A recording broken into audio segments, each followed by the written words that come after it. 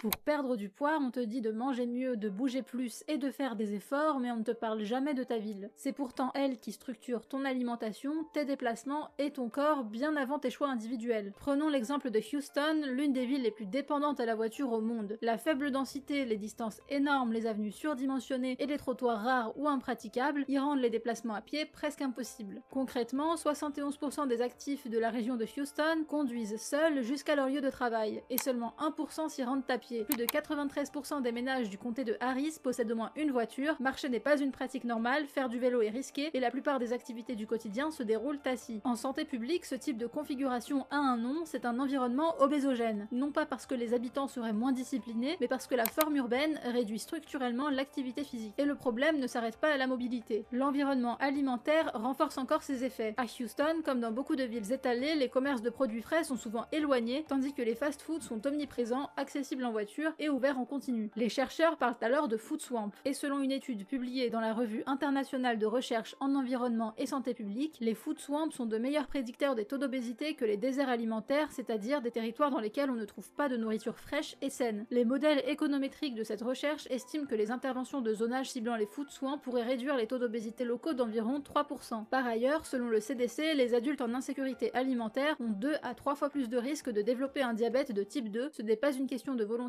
individuelle, mais une exposition permanente. À cela s'ajoute un autre facteur majeur, la chaleur urbaine. À Houston, l'asphalte, le béton et le manque d'arbres créent des îlots de chaleur significatifs. Selon Climate Central, l'effet d'îlot de chaleur ajoute en moyenne 2 à 6 degrés selon les quartiers et jusqu'à 8 degrés d'écart entre le quartier le plus chaud et le plus frais lors des journées estivales. En août, le thermomètre monte couramment jusqu'à 35 voire 38 degrés et la température ressentie dans les zones asphaltées dépasse souvent les 40 degrés. Dans ces conditions, marcher devient pénible et les activités physiques en extérieur souvent impraticable. La sédentarité n'est alors plus un choix, c'est une contrainte climatique. L'ensemble est verrouillé par l'urbanisme lui-même. Le zoning sépare strictement logements, bureaux et commerces, ce qui allonge systématiquement les distances et rend chaque déplacement dépendant de la voiture. Les travaux de James Sallis de l'université de San Diego et de Lawrence Frank de l'université de Colombie-Britannique sont très clairs. Vivre dans des quartiers peu denses, monofonctionnels et dépendants de l'automobile est significativement associé à un risque élevé d'obésité, à un temps de marche quotidien réduit et à une hausse du temps passé en voiture. L'étude IPEN de James Sallis portant sur 14 pays et 14 000 adultes confirme que l'environnement bâti est un déterminant majeur de l'activité physique indépendamment des caractéristiques individuelles.